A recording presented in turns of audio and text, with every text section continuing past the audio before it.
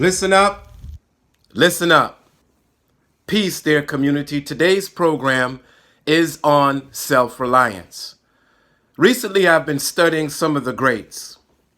Even though they may disagree in certain philosophy, the tact that they use to tap into their own being, their own power is one and the same. Marcus Garvey, who was the father of what's called Pan-Africanism, he instilled in a lot of black people, even today, we wouldn't have Kwanzaa or a Malana Karenga or red, black, and green flag without the power of the word from Marcus Garvey.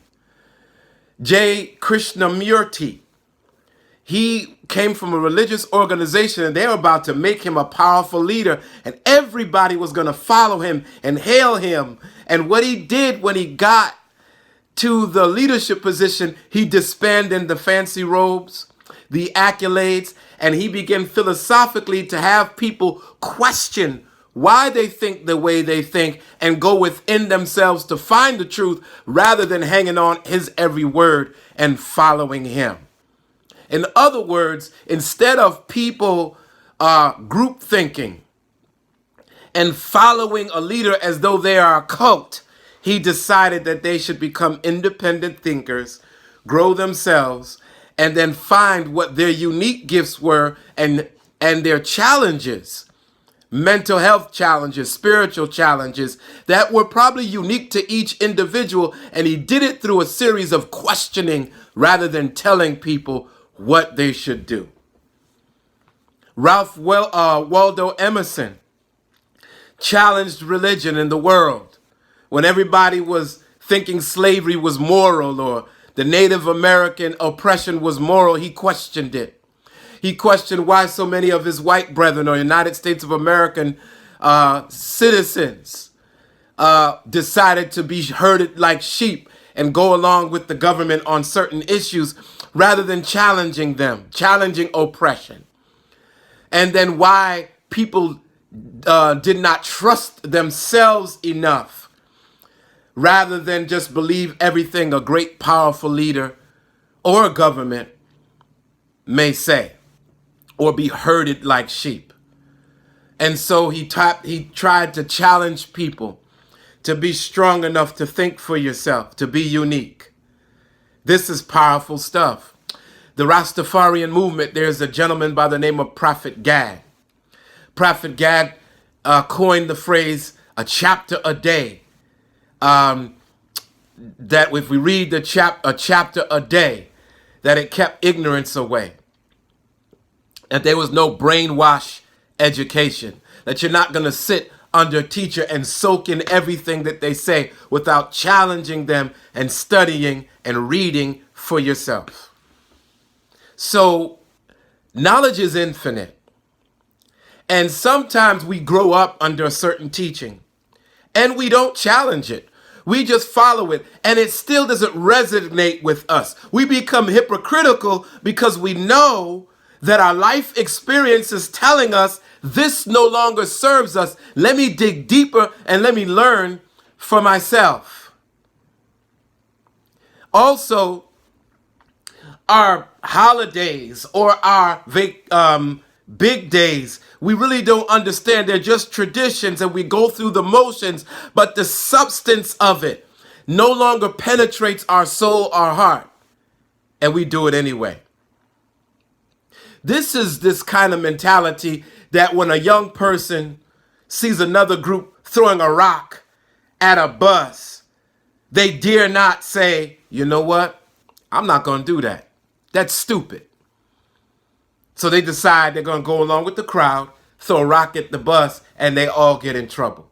Sometimes teachers in schools reward the goody two-shoes kid who does everything that they say, but they penalize the kid that says, wait a minute, why am I doing this? This doesn't make any sense. Do you think the leaders we admired sat down and said, oh, I'm just going to accept oppression. Oh, I'm going to accept this education system that teaches us that we're black Sambos and pickaninnies and they were servants. That's not right, the leader says. I challenge that. Such was Marcus Garvey. Why should we have an imperialistic education where everybody that we look up to is white? What happened to the royalness and divinity of us, even though we're black? Let's tap into it. And he didn't teach racism. He never taught hurt another white person. He taught, why can't the God that we believe in somehow be like us, resemble us? Where's our divinity? Where's our schools? Where's our institutions? Are we not good enough? That was against the colonial school system from England that suppressed and oppressed many. So today, people are afraid to think outside the box. And lastly, I am not afraid of anybody saying what I said in 2000 or 1997 is contradictory to what I'm saying today. You need to be growing and you need to be evolving. I am not the same person that I was 15 years ago. Neither do I have the same thoughts. I'm allowed tomorrow to speak something different than what I'm speaking today if it makes sense and it represents an evolved and grown individual. Some of us are afraid that we're going to lose friends, that we're going to lose organization, that we're going to lose a job. But if you lose that, you will gain your soul. I know some say, oh, lean not unto your own understanding, and all God's ways acknowledge him, and he'll direct your path. But the God in me is evolving, and the God in me is guiding and evolving, and that God is leading me into a different understanding that I had yesterday, so I'm evolving. Peace and blessings, dear family. I also say this at the end, that what we say each day may not be the same as we say tomorrow, because it's okay to change, evolve, lose friendship, not follow the group, and then let it resonate with our own souls and let us be going in a direction where we trust ourselves. Now, many call this intuition. Many call it tapping into your higher self, your higher power.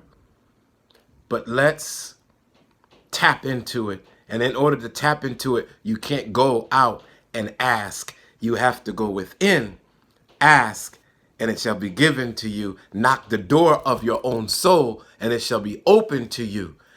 Peace. Have a great day. Thank you for listening. Listen up, for knowledge has spoken.